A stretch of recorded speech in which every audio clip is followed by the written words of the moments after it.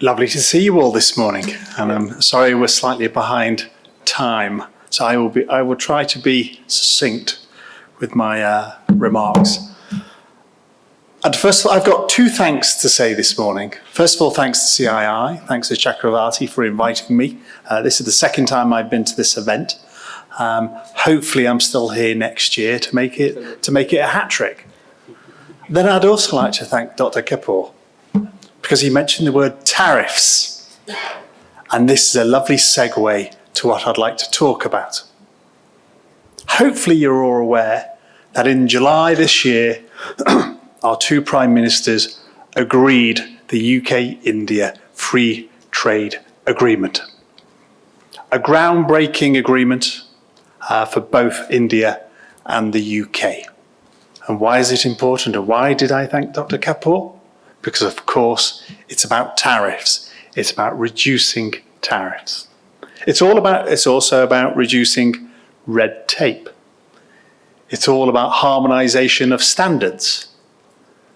And one of the key sectors where we see this brilliant growth potential is in the life sciences sector, whether it's pharmaceutical, whether it's medical devices. This FTA will help improve the business links between the UK and India in those areas. You heard about, I think, exports are worth 30 billion? Was that the figure? 30 billion? 30, yeah. 30 billion. Exports to the UK at the moment are about 3% of that 30 billion. It's increasing. Which is going to increase more. And it's going to increase even further under the FTA. Because as I said, it's not only going to reduce tariffs, it will reduce red tape, and it will improve harmonisation between the Indian system and the UK system. So that hopefully will be good news for everyone in this room. Because there is massive potential, especially on medical devices. India is showing itself as a great innovator in the area of medical devices. The UK has a long history of innovation in medical devices. This FTA means that we can work together to provide not only pharmaceutical products for the world, but medical devices for the world.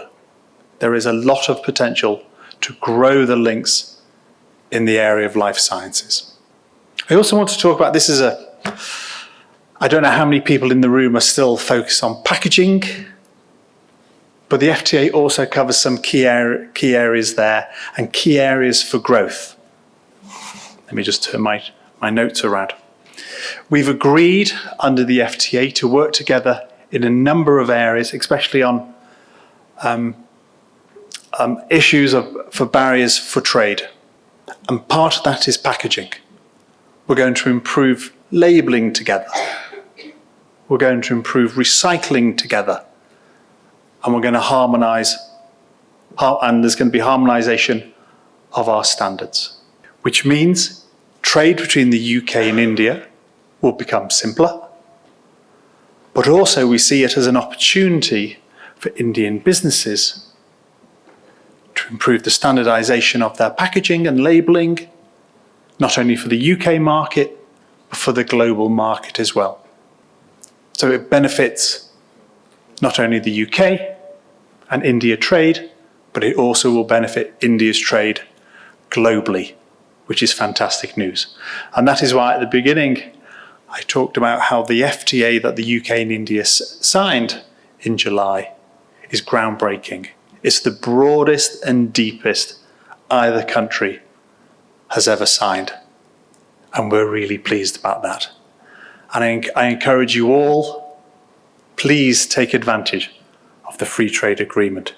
It is an excellent opportunity to grow even deeper the trade and investment links between the UK.